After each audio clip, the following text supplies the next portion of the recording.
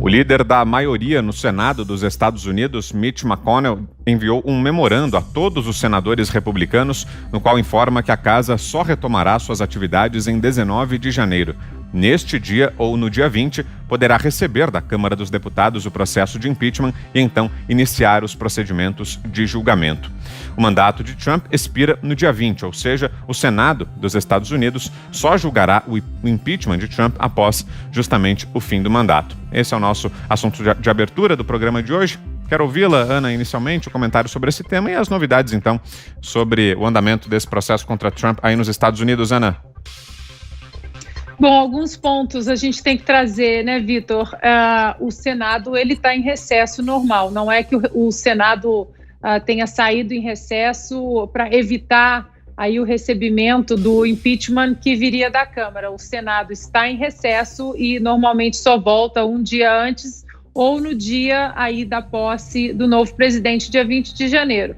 Nesse caso, então, o líder da maioria no Senado, Mitch McConnell, disse que ele não convocaria sessões extras aí, espetaculares, né, que eles dizem aqui, para voltar antes e receber esse processo que veio da Câmara.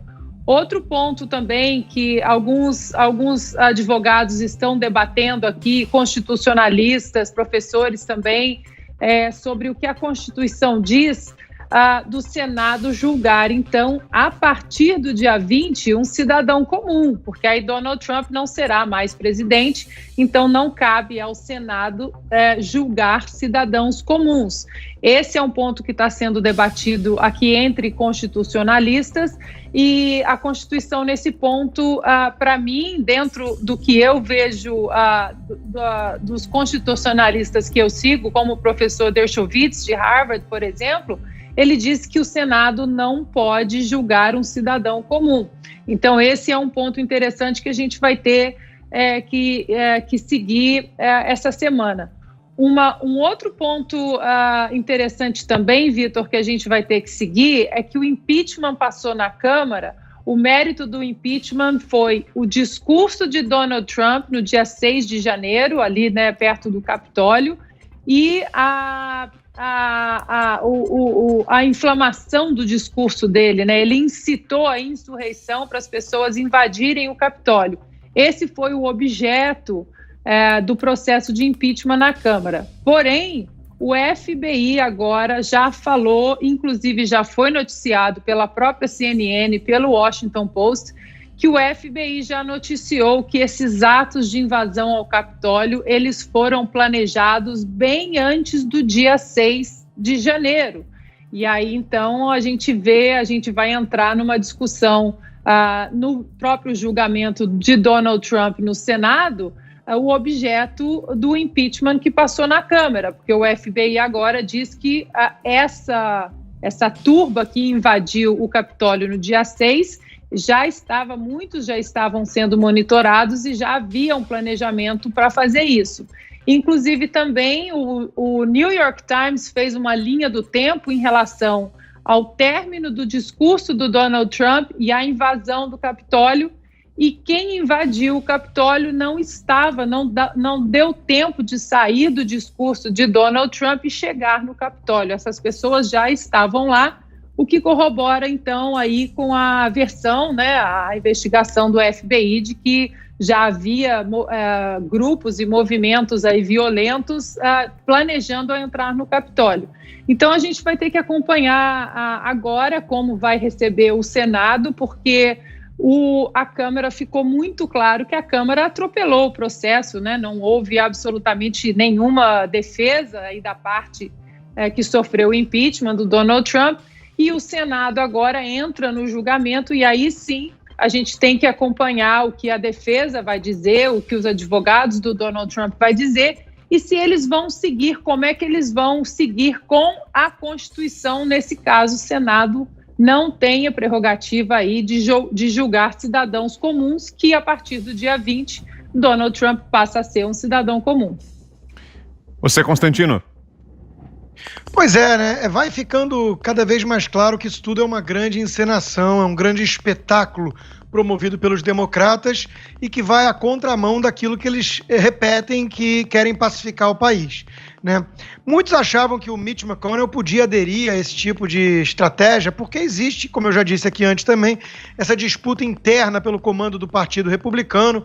O Mitch McConnell é um senador do establishment, está há muito tempo lá, levanta suspeitas em alguns apoiadores do Trump, nem sempre se mostrou leal, fiel, alguma coisa assim, mas tomou a decisão aparentemente certa nesse aspecto, quer dizer, não resolveu criar uma sessão extra só para isso, né? E acho que realmente não faria o menor sentido. Veja, para o nosso ouvinte ou telespectador entender, né, o impeachment tem sempre pelo menos duas facetas.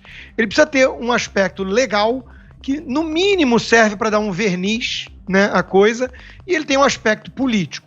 Quem acha que o impeachment é primordialmente algo político, ele pode até defender que existe algum tipo de sustentação para tentar levar isso adiante, porque o Trump, sem dúvida, inflamou os ânimos e aí ele pode ser responsabilizado de alguma maneira bastante indireta pelas cenas lamentáveis que vimos no Capitólio. Qual o problema disso? O problema disso é que colocaram, como a Ana Paula já disse, no mérito da questão, a incitação à violência. E aí, meus caros, não há como encontrar nada parecido, porque eu fui rever o discurso do Trump, é muito claro, ele diz, vamos marchar de forma pacífica até o Capitólio, vamos dar um recado, vamos mostrar, né, essa insatisfação, essa sensação que levaram na mão grande, né, foi fraudada a eleição, mas em momento algum o Trump fala algo similar a invasão, a quebra-quebra,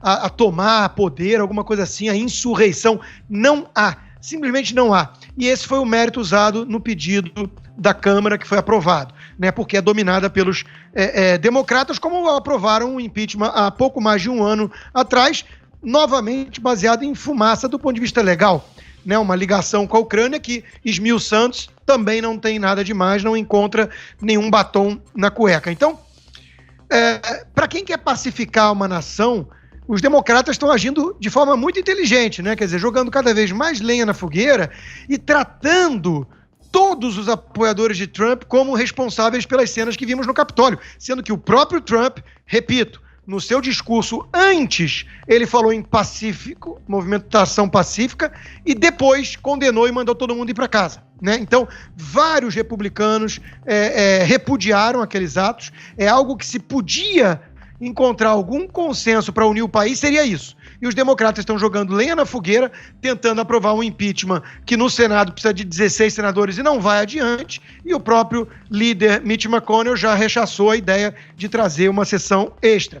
E está chamando a atenção do duplo padrão, porque se o Trump pode ser responsabilizado pelo aquilo que aconteceu com base num discurso inflamado, então tem vários democratas que têm que ir para a cadeia. A Hillary Clinton já disse que não tem conversa civilizada com republicanos. Outros democratas, congressistas, já endossaram Black Lives Matter, Antifa, e já falaram que não dá para conversar com essa turma do Trump. Aí, indo para a mídia, é pior ainda, né? O Chris Cuomo, da CNN, disse que por que um protesto tem que ser pacífico e educado, quando ele estava defendendo o Black Lives Matter. O Don Lemon, da mesma CNN, ontem, disse que, para espanto até de um Chris Cuomo, que teve que fazer o papel de moderado para ver o nível em que chegou a CNN internacional, né? O Don Lemon disse que todo mundo que votou em Trump, sim, é responsável pelo que aconteceu no Capitólio, porque de alguma forma ou de outra sabia que estava do lado do clã, como ele chamou, né? Quer dizer, então todo mundo que votou em Joe Biden está do lado, então, da Antifa, do Black Lives Matter, e óbvio que não é assim. Então, o duplo padrão chama muita atenção aqui, e eles não querem pacificar o país coisa alguma. Agora estão falando muito aí da questão do dia 20, um preparo policial sem precedentes, né? Porque tem boatos de novas tentativas de confusão, mas eu só quero lembrar, para fechar, ao ouvinte da PAN, que em 2016 não houve uma posse pacífica. Isso é outra fake news, é outra narrativa falsa da imprensa que tenta vender a ideia que o Trump trouxe toda a confusão.